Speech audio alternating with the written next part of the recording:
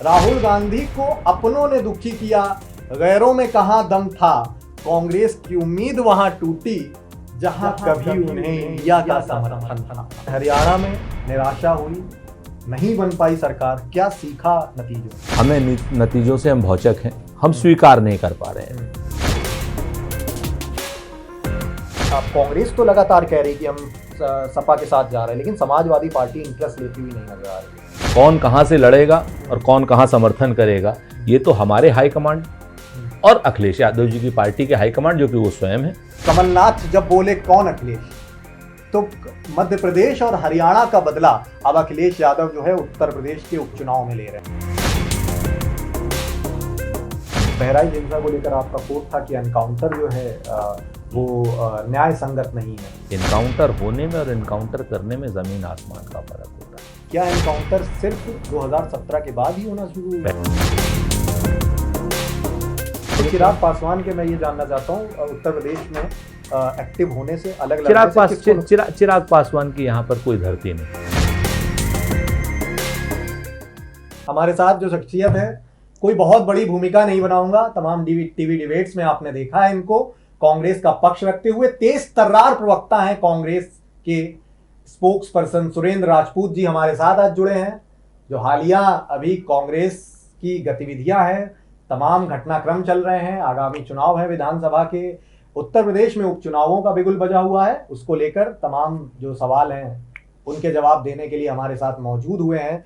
शुरुआत में, क्योंकि आप शेरो शायरी के बहुत ज्यादा शौकीन हैं, तो मैं कुछ तुकबंदी मिलाकर सियासी शेर से ही शुरुआत कर देता हूं। आगामी चुनावों में होने वाला है गजब खेला, राहुल गांधी को अखिलेश ने फिर पीछे धकेला, यूपी में राहुल को एक भी नहीं देंगे ढेला, अखिलेश के सपोर्ट में और राहुल के विरोध में लगा इंडी गठबंधन के नेताओं का मेला, अब अखिलेश का रथ महाराष्ट्र में चलेगा अकेला। एक शेर ये, और एक, क्योंकि आप कांग्रेस का प्रतिनिधित्व करने यहां पर बैठे हैं, तो राहुल गांधी को अपनों ने दुखी किया, गैरों में कहां दम था, कांग्रेस की उम्मीद वहां टूटी जहां कभी उन्हें इंडिया का समर्थन था। क्या बात, क्या कहेंगे सर, ये जो मैंने अभी आरोप कह लीजिए इसको कांग्रेस पार्टी की ओर, जो इस तरह के अलग अलग लीडर्स की ओर से लग रहे हैं? अब जब आपने ये बात ही कही है तो फिर मुझे फहमीदा की एक नज्म याद आ गई छोटी सी। कहते हैं ना कि कुछ लोग तुम्हें समझे आप लोगों के ऊपर है जी, सीधे मीडिया के ऊपर जी। कुछ लोग तुम्हें समझाएंगे, कुछ तुमको खौफ दिलाएंगे, जो है वो भी खो सकता है। कुछ लोग तुम्हें समझाएंगे, कुछ तुमको खौफ दिलाएंगे, जो है वो भी खो सकता है, और इस राह में रहजन है इतने, कुछ और यहाँ हो सकता है। कुछ और तो अक्सर होता है, पर तुम इस पल में जिंदा हो, ये पल तुम में जिंदा है, ये वक्त नहीं फिर आएगा, तुम अपनी करनी कर गुजरो, जो होगा देखा जाएगा। ठीक है, करनी तो कर रहे हैं राहुल गांधी, उन्हें फल भी मिला 99 सीटों का, लेकिन हरियाणा के जो नतीजे आए, एग्जिट पोल तक तो ये उम्मीद थी कि यहाँ पर भी उन्हें करनी का फल मिलेगा। जिस तरह भागदौड़ हुई तमाम दिग्गज नेताओं की ओर से जम्मू कश्मीर और हरियाणा में, लेकिन हरियाणा में निराशा हुई, नहीं बन पाई सरकार, क्या सीखा नतीजों से सर कांग्रेस ने? दो चीजें बड़ी स्पष्ट हैं। दो राज्यों में चुनाव हुए थे, एक राज्य हम जीते हैं, एक राज्य हम हार गए। जो राज्य हम हार गए वो अप्रत्याशित है, हमें नतीजों से हम भौचक हैं, हम स्वीकार नहीं कर पा रहे हैं। साफ बात है, हम स्वीकार नहीं कर पा रहे हैं, और हम उसका इंट्रोस्पेक्शन कर रहे हैं। और जो हमारे पास कठिन शिकायतें थी, लगभग 17 कॉन्स्टिट्यूंसी से 17 कॉन्स्टिट्यूंसी से शिकायतें थी, 20 कॉन्स्टिट्यूंसी से एक अलग थी, दोनों हमने चुनाव आयोग के सामने प्रमाण के साथ रख दी हैं, और हमें उम्मीद है कि चुनाव आयोग हमारी शिकायतों पर कोई ना कोई फैसला देगा। अभी तक कोई फैसला नहीं दिया है। मुख्य शिकायतें क्या हैं कुछ अगर वो चूंकि अब इस वक्त आप देखिए ना, आप 11 बजे से लेकर के और 3 बजे तक अगर आप चुनाव आयोग की वेबसाइट देखें तो 17 से 20 के आसपास की सीटें ऐसी हैं जिसमें अगर कहीं पर 8 राउंड की गिनती हुई तो 8 ही राउंड की गिनती 11 बजे से 3 बजे तक हुई जी। कई मतदान केंद्र ऐसे हैं जहां पर हमें ईवीएम मशीनें जो है 99% चार्ज मिली हैं। जो चुनाव आयोग पर आप बात कर रहे हैं, चुनाव आयोग पर प्रत्यक्ष तौर पर सवाल भी उठा रहे हैं आप तमाम, और आपने अभी एक पोस्ट भी हाईलाइट की अपने ट्विटर अकाउंट पे इसी से संबंधित, अपनी शिकायतों से संबंधित, हरियाणा में चुनाव हार से संबंधित 10-12 कमेंट उसमें ये भी पड़े हैं कि भाई जब लोकसभा चुनाव जैसे चुनावों में तमाम बढ़त मिलती है जब कांग्रेस को, तो फिर वो तब ईवीएम पर सवाल नहीं उठते हैं, और जैसे ही हार का सामना करते हैं तो फिर तो है ही है। देखिए असल बात होता क्या है, मैं कहना नहीं चाहता था लेकिन अब कहना पड़ रहा है। हमारे ऊपर आप 50 आरोप लगाएंगे, हम 50 जवाब देंगे आपको, जब तक लगाएंगे तब तक जवाब देंगे। लेकिन भाजपा के ऊपर आप लोग नहीं लगा सकते। नहीं, और सुनिए अब पार्टी के जो बैठेंगे वो भी, अरे सुनिए ना, आप सुन लीजिए, थोड़ा धैर्य रखिए। सच की तो पैरोकारी हो ही नहीं रही, लेकिन मैं ये कह रहा हूं कि इंट्रोस्पेक्ट, भाई हमारा 40% वोट आया, कांग्रेस का और भाजपा का भी 40% वोट आया, ठीक है ना। हमारी 37 सीटें रही, उनकी 47। अब बात समझिए जाकर के, ऐसा नहीं है कि हम वहां पर हमने ग्राउंड हमने खत्म नहीं किया वहां पर, लेकिन वो 17 सीटें जो जिन पर हमारी शिकायतें हैं, उन 17 सीटों का अगर आप चीजों को सही तरीके से आकलन करेंगे, अगर उधर 17 सीटें गई तो वो चुनाव जीत गए, अगर वो सीटें 17 हमारी तरफ आती तो हम चुनाव जीत जाते। अब उन 17 सीटों पर यंत्र लगा है, मंत्र लगा है या तंत्र लगा है, ये तो देखना पड़ेगा, लेकिन कुछ ना कुछ लगा है। ठीक है, सवाल तमाम है, वक्त कम है सर आपका भी। फिलहाल अखिलेश यादव का जो मैंने शुरुआत में भी कही, महाराष्ट्र में उनका रथ चलेगा अकेला। अभी कांग्रेस जो है, अजय राय आपके अध्यक्ष उत्तर प्रदेश के, वो लगे रहे सहमति बनाने में समाजवादी पार्टी की में, और मीटिंग भी हुई, मीटिंग में सहमति हुई कि भाई 5 नहीं तो 3 ही सही, 3 सीटें दे दी जाएं। लेकिन उसी दौरान ये मीटिंग से खत्म होते आपके कार्यकर्ता निकलते हैं और उधर शाम को अखिलेश यादव ऐलान कर देते हैं मीरापुर सीट से भी प्रत्याशी का, और इस सख्त संदेश देते हैं कि भाई उत्तर प्रदेश में समाजवादी पार्टी अकेले ही सक्षम है। 3 सीटों की मांग पर अब 5 से 3 पर आ गई है कांग्रेस, लेकिन बची 2 ही सीटें हैं। लगभग सभी सीटों पर प्रत्याशियों का ऐलान हो चुका है, और जो खैर विधानसभा है और गाजियाबाद की जो विधानसभा है उस पर ही तैयार है अखिलेश यादव आपको सीट देने के लिए। 2 चीजें बड़ी स्पष्ट है, मुझे नहीं मालूम आप अखिलेश यादव जी के प्रवक्ता हैं या कहाँ के हैं, आपके पास कहाँ से, सुनिए जहां से जानकारी आपके पास आ रही है, मुझे नहीं मालूम वो कितनी ऑथेंटिक है। मेरी अपनी जो जानकारी है मैं वो साझा कर सकता हूं आपसे। मेरी अपनी जानकारी बड़ी स्पष्ट है कि दिल्ली में प्रवेश की खातिर, राहुल और अखिलेश की खातिर, संविधान बचाना है तो वोट करो इस देश की खातिर। अखिलेश यादव जी और राहुल गांधी जी मेरी जानकारी के अनुसार उत्तर प्रदेश में 9 की 9 सीटों पर चुनाव लड़ रहे हैं। 9 की 9 सीटों पर क्या नाम इंडिया गठबंधन चुनाव लड़ रहा है। 9 की 9 सीटें इंडिया गठबंधन जीतेगा। हाँ, इंडिया गठबंधन तो लड़ेगा सर, मैंने कहा मना किया, लेकिन कांग्रेस को उसमें तरजीह नहीं दी जाएगी। सुन तो जो भाई, मैं आपसे शिकायत कर रहा हूं कि अखिलेश यादव जी की नहीं कर रहा हूं ना, नहीं, आप मेरी बात को समझिए। नहीं, ये बात मुझे तथ्यात्मक नहीं लग रही है। देखिए, कांग्रेस अकेले लड़ेगी, आपको इंडिया गठबंधन में अखिलेश नहीं है, बताइए। किसने कहा? अखिलेश यादव अपनी सीटें जो उत्तर प्रदेश में ऐलान लगभग कर चुके हैं, 7 सीटों पर। मैं आपको जिम्मेवारी से एक बात कह रहा हूं कि इंडिया गठबंधन 9 की 9 सीटों पर साथ लड़ेगा। 9 की 9 सीटों पर साथ लड़ेगा। एक बिल्कुल। दूसरा सुनिए, दूसरा सिंबल किस सीट पर किसका होगा वो हमारा हाईकमान और समाजवादी पार्टी का हाईकमान तय करेगा या तय कर चुका है, घोषणा होनी बाकी है। 7 सीटों पर उन्होंने ऐलान किया है। आपने कहा है इंडिया गठबंधन के अधीन होकर कांग्रेस जाएगी, यानी 7 सीटों पर समाजवादी पार्टी को समर्थन आप कर रहे हैं, उनके जो ऐलान हो गए हैं। दो चीजें बड़ी साफ हैं कि मैंने आपसे क्या कहा कि ऐलान और क्या नाम टिकट, सिंबल, ये हमारा मसला ही नहीं है। हमारा मसला ये है कि राहुल गांधी जी और अखिलेश यादव जी, मल्लिकार्जुन खड़गे साहब, ये तीनों लोगों ने बहुत स्पष्ट रूप से ऐलान किया है कि उत्तर प्रदेश में इंडिया गठबंधन उपचुनाव साथ मिलकर के लड़ रहा है, और सिंबल किसको किसका जाएगा वो इंपॉर्टेंट नहीं है। जिसको जिसका सिंबल जाएगा, पूरा इंडिया गठबंधन वो चुनाव लड़ करके जीतेगा।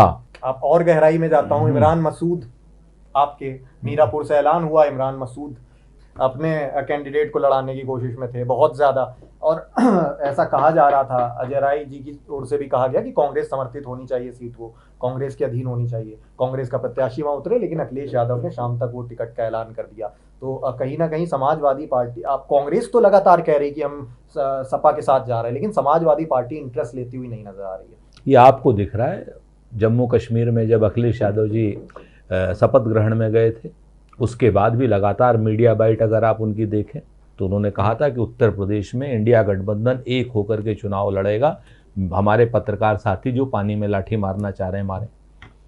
ठीक है, नंबर एक। नंबर दो, हमारी पार्टी के नेताओं की अगर आप किसी की बात करें, चाहे अजय राय साहब की बात करें, चाहे इमरान मसूद साहब की बात करें, हर पार्टी के बड़े नेताओं को अपनी जो है आवाज़ उठाने का हक है। हम कोई भारतीय जनता पार्टी थोड़ी है, लेकिन अंतिम फैसला कौन कहाँ से लड़ेगा और कौन कहाँ समर्थन करेगा, ये तो हमारे हाईकमांड और अखिलेश यादव जी की पार्टी के हाईकमांड, जो कि वो स्वयं है, वो करेंगे ना।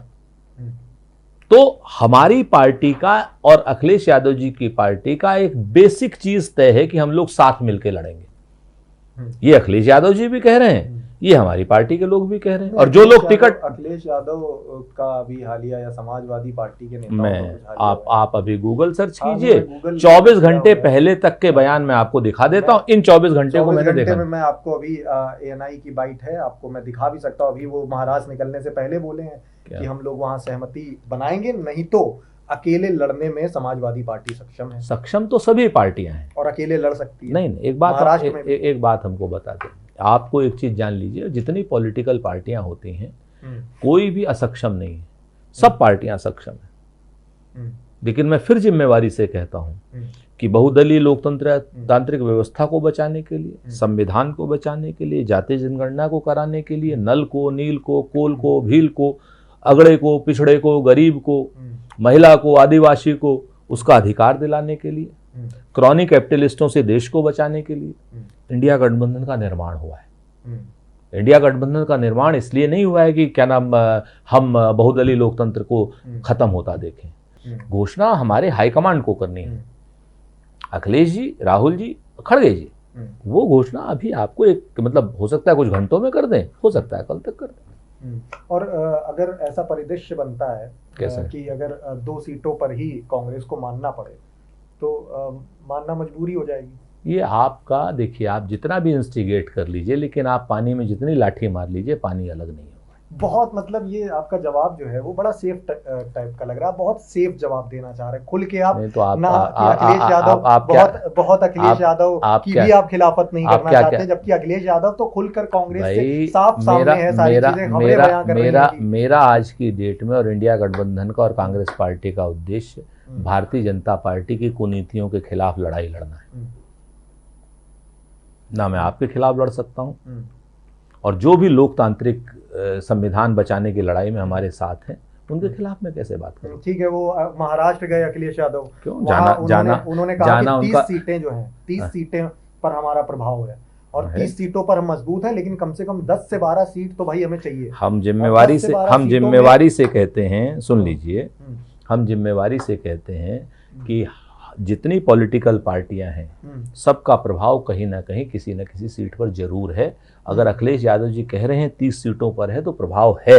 आपको 1-2 दिन के अंदर महाराष्ट्र का भी आपको दिखाई दे जाएगा कि सीट शेयरिंग का, और आपको उत्तर प्रदेश का भी दिखाई दे जाएगा, और 9 की 9 सीटें हम साथ लड़ेंगे। इस बात को आप मान लीजिए, और नहीं मानेंगे तो 2 दिन बाद मान जाएंगे।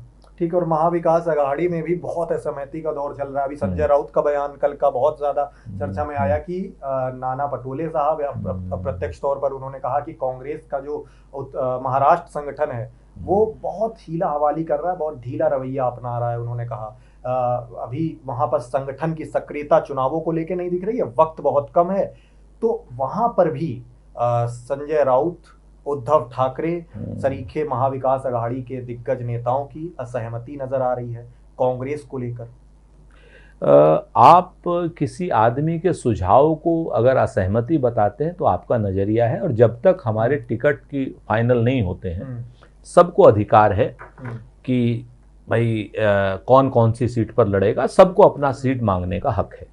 संजय राउत साहब की पार्टी को भी, हमारी पार्टी को भी है। वो तो खुल के कह रहे हैं कि मैं राहुल गांधी से बात करूंगा, तो अब आप सुझाव कह लें, आप फॉर्मल भाषा में सुझाव कह लें, लेकिन साफ नजर तो असहमति आ रही है कि भाई असहमति हो गई। आपकी बात से ही मैं बात कर देता हूँ। कहते हैं ना कि बात से बात की गहराई निकल जाती है, झूठ आ जाए तो सच्चाई निकल जाती है। आपने ही अभी कहा कि संजय राउत ने कहा कि मैं राहुल गांधी से बात करूंगा, तो राहुल गांधी इंडिया गठबंधन के नेता है ना, कांग्रेस के ही नेता है। नहीं, कांग्रेस देरी कर रही है सहमति बनाने में। एक मिनट, है ना नेता, उन्होंने ये तो नहीं कहा कि मैं नरेंद्र मोदी से बात करूंगा।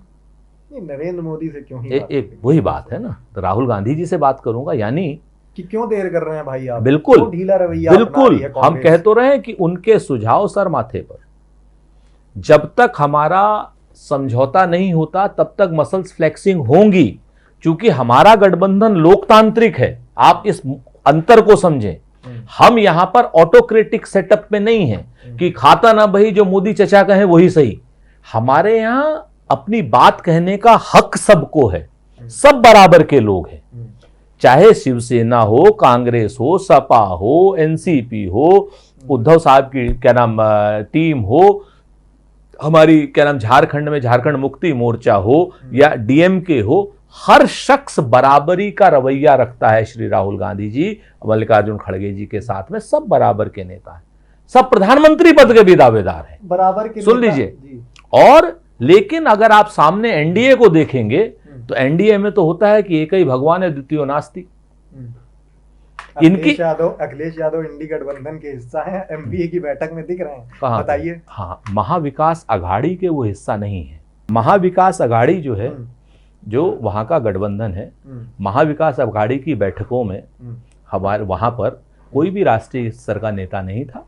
वहां पर सारे, चाहे नाना भाऊ पटोले हों, चाहे उद्धव भाऊ साहब हो, चाहे संजय राउत साहब हो, चाहे क्या नाम शरद पवार साहब की पार्टी के लोग हों, ठीक है ना, वहां पर अबू आजमी थे, ठीक है ना। जब हमारा राष्ट्रीय स्तर का जो महाविकास अघाड़ी के लोग बैठेंगे तो अखिलेश यादव जी ससम्मान बैठेंगे, पहले भी बैठे हैं, आगे भी बैठेंगे। और जो 30 सीटों पर प्रभाव है, 10 सीटों की अपेक्षा है, तो कितनी सीटों पर बात बन सकती है वहां पर? देखिए, मैं ईमानदारी से बताऊं, मैं इसके व्यक्तिगत आकलन सर बताइए। इसमें आप इसमें रटा रटाया जवाब देंगे, मुझे मालूम है, मैं जवाब आपका ही बता देता हूं कि आप कहेंगे कि जो पार्टी आला कमान तय करेगा वो होगा। आपका कुछ व्यक्तिगत आकलन, क्योंकि आप भी महाराष्ट्र की राजनीति को बहुत बारीकी से देखते हैं। मैं अधिकृत नहीं हूं जिस चीज के लिए, जो हमारे अलायंस पार्टनर को घोषणा करनी है, जो हमारा महाविकास अघाड़ी वहां घोषणा करेगा, उसको अगर मैं, पहली बात तो मैं जान नहीं रहा हूं, लेकिन अगर मैं जानता भी तो मैं अधिकृत नहीं हूं उस घोषणा को करने के लिए। नहीं, घोषणा नहीं, लेकिन अगर मैंने, मेरी बात तो घोषणा ही पर बात बन सकती। मैंने कहा ना कि 288 सीटों पर अखिलेश यादव जी महाविकास अघाड़ी को चुनाव लड़ाएंगे। और 288 सीटों की आप बात कर रहे हैं, और 288 में 260 पर जो सहमति बनी हुई है, अभी भी 28 सीटों पर। तो हम बिल्कुल होनी भी चाहिए, क्यों नहीं होनी चाहिए।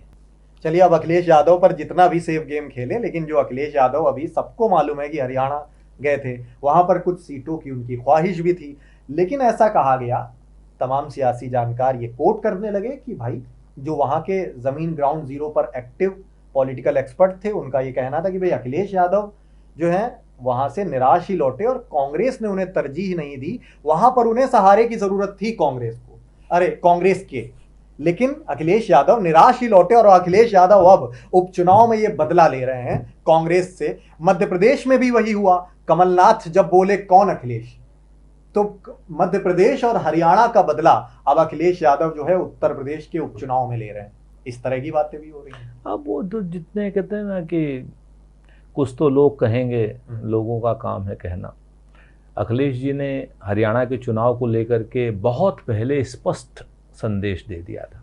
अब वो आपके जो एक्सपर्ट जो भी कह रहे हो भाई वो जाने, लेकिन उन्होंने बहुत स्पष्ट संदेश दिया था कि हरियाणा में हम इंडिया गठबंधन को जिताएंगे, हमारे सीटों की कोई डिमांड नहीं है, हम बिल्कुल चुनाव, उन्होंने स्पष्ट संदेश दिया था कि हरियाणा में हम इंडिया गठबंधन के साथ हैं। जब बात ही नहीं बनी तो फिर ये अब आपको लग रहा है ना, आपके कभी एक्सपर्ट तो कहते हैं कि वो निराश लौटे थे, कभी कहते हैं जब बात नहीं बनी तो उन्होंने ये कहा। भाई एक चीज तय कर लीजिए, बात नहीं बनी है, उन्होंने संदेश क्या दिया, जो वक्तव्य उनका है उसको उठाइए तो आपको सामने नजर आएगा कि उन्होंने स्पष्ट रूप से कहा था कि इंडिया गठबंधन के हम सपोर्ट में हम चुनाव नहीं लड़ेंगे हरियाणा।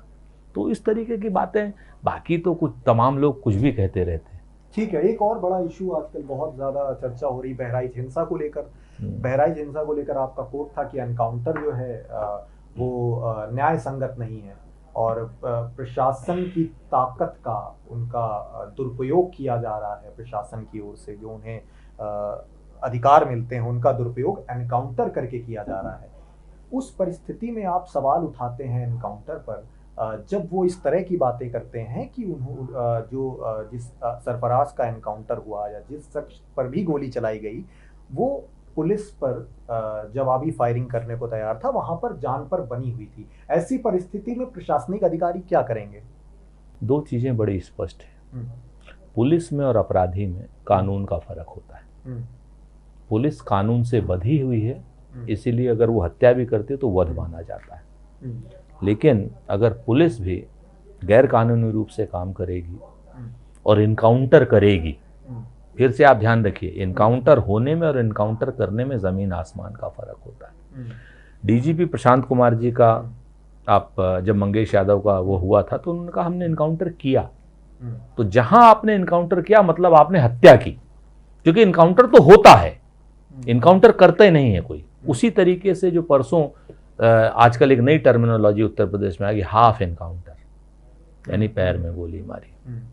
तो अगर आप वो जो ला रहे हैं उसमें से पुलिस वाला कह रहा है कि जब हम तुमको इतने प्यार से ले जा रहे थे काहे नहीं हमारी बात माने। ये वीडियो में है, मैं नहीं कह रहा हूँ, पुलिस ने जो वीडियो जारी किया है उसमें है कि जब तुमको प्यार से ले जा रहे थे क्यों नहीं माने, क्यों गोली चला रहे थे, जो मुझे मजबूरी में अपनी आत्मरक्षा के लिए नहीं, ये कहा क्या? नहीं, ये कहा, ये आपका इंटरप्रिटेशन है ना, फिर से समझ लीजिए, मैं आपको बताता हूं। पुलिस प्रशासन और भाजपा सरकार अपनी नाकामी को छुपाने के लिए इनकाउंटर करा रही है, ये हमारा आरोप है। और ये आज नहीं कल नहीं परसों ये पुष्ट होगा और वो पुलिस वाले जेल जाएंगे। हम बहराइच की हिंसा का कतई समर्थन नहीं करते हैं। जिन लोगों ने रामगोपाल मिश्रा की हत्या की है उनको फांसी मिलनी चाहिए। जिन लोगों ने उस रूट पर जो है पुलिस व्यवस्था नहीं की उनके खिलाफ कड़ी से कड़ी कार्रवाई होनी चाहिए।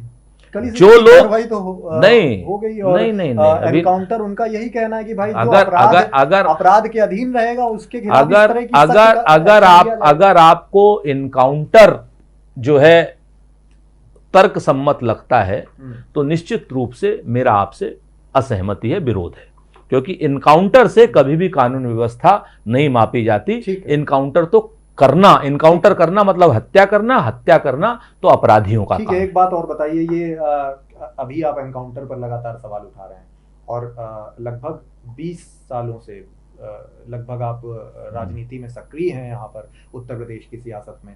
क्या एनकाउंटर सिर्फ 2017 के बाद ही होना शुरू हुआ? पहले भी होते रहे हैं, तो। लेकिन तब मुझे कोई आपके नेताओं की ओर से या आपकी पार्टी के या आपकी ओर से कोई आपत्ति ऐसी सख्त नजर नहीं आई। लेकिन जब इस तरह के एनकाउंटर योगी आदित्यनाथ करते हैं तो एक सियासी प्रोपोगेंडा भी लोग कह रहे हैं इसको कि एनकाउंटर को भी सवालों के घेरे में रख रहे हैं, जबकि वो अपराधियों के खिलाफ एक सख्त एक्शन के तौर पर उसे प्रोजेक्ट किया जा रहा है। No tolerance. अगर किसी की हत्या करना आपको सख्त एक्शन नजर आ रहा है, जेल के अंदर जहां पर अपराधी को सजा मिलनी होती है वहां पर जेल अपराधी की या आरोपी की हत्या कर देना आपको सख्त एक्शन नजर आ रहा है, आपको दो अपराधी हथकड़ी पहने हुए हैं उसको अस्पताल में जो है ले जा रहे हैं लोग और 17-17, 18-18 AK-47 लिए पुलिस वाले लेके जा रहे हैं उनको, और उसमें दो अपराधी आकर के उनको खुलेआम गोली मार देते हैं, वो आपको सख्त एक्शन नजर आ रहा है।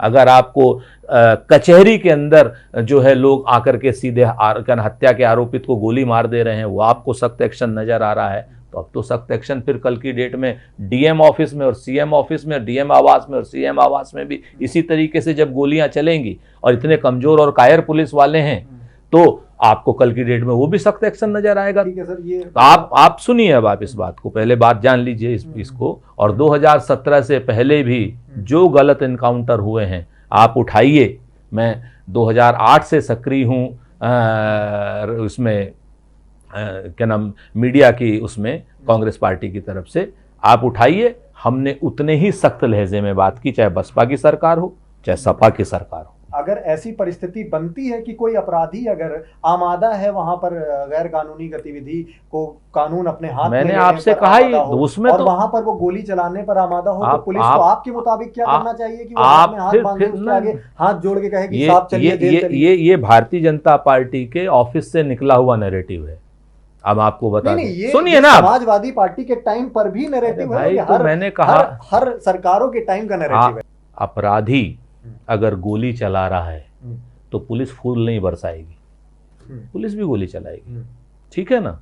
लेकिन अगर आप उसके बाद इनकाउंटर की पहले तहरीर पढ़ के आइए, उसके बाद आप हमसे बहस कीजिए।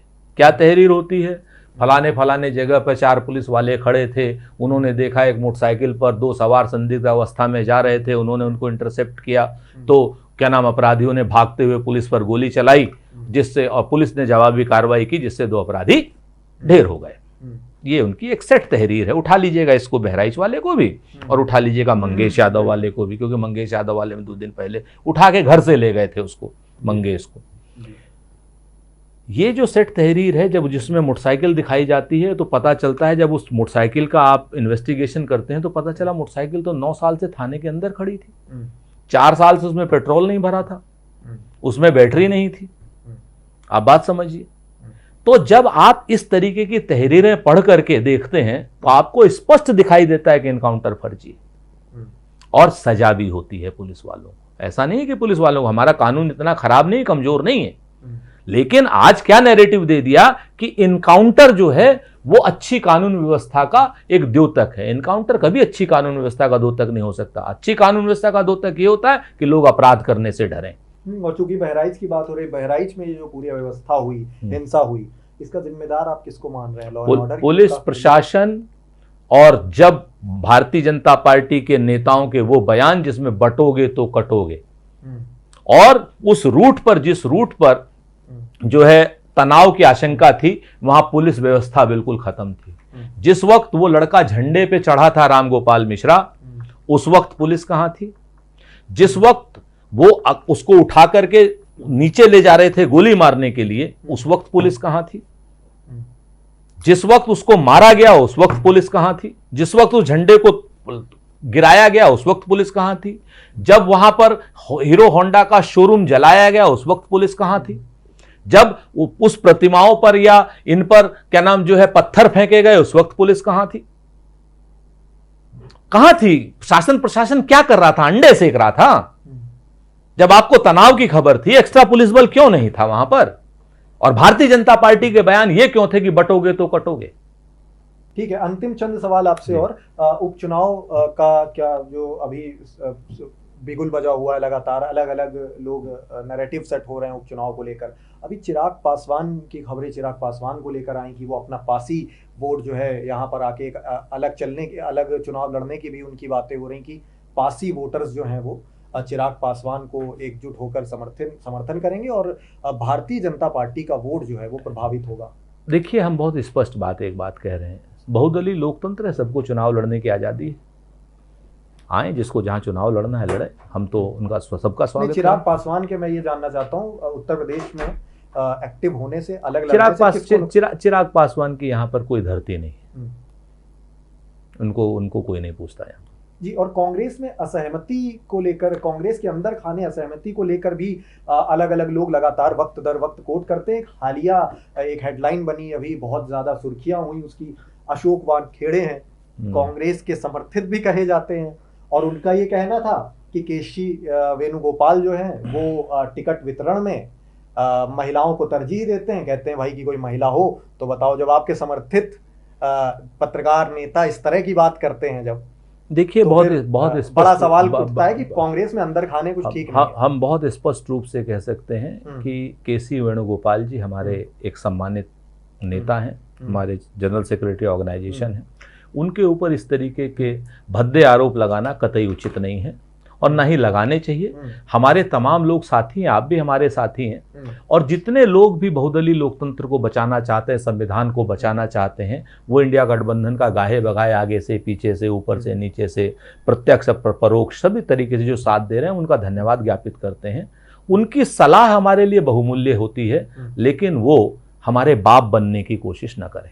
वो कहते हैं अशोक वानखेड़े की सुंदर महिलाओं को जो अब केसी वेणुगोपाल जो है मैं बहुत स्पष्ट रूप से कहता हूं कि केसी वेणुगोपाल जी के ऊपर इस तरीके की अभद्र अशोभनीय टिप्पणी अवांछित है। इस तरीके की बातें नहीं होनी चाहिए। अगर उनके पास कोई प्रमाण हो तो प्रमाण प्रस्तुत करें। बेवजह की क्या नाम इस तरीके की बयानबाजी कतई ओछी बयानबाजी है। ये बयानबाजी भारतीय जनता पार्टी तो करती ही करती है, और इस बयानबाजी को लेकर के भारतीय जनता पार्टी के जितना मीडिया ट्रॉल सेल है, जिस तरीके से वो लेके उड़ा है, तो अशोक वानखेड़े को भी अपनी टिप्पणी पर, गलत टिप्पणी पर, अनर्गल टिप्पणी पर पश्चाताप हो रहा होगा। अब आपके समर्थित पत्रकार नेता इस तरह की जब बात करेंगे और आप कहेंगे कि ओझी टिप्पणी है, तो फिर इस तरह की लोग फिर नैरेटिव क्रिएट करेंगे मीडिया में या अलग अलग कि कांग्रेस में यानी वाकई में अंदर खाने असहमति। नहीं, असहमति होना तो अच्छे लोकतंत्र की निशानी है।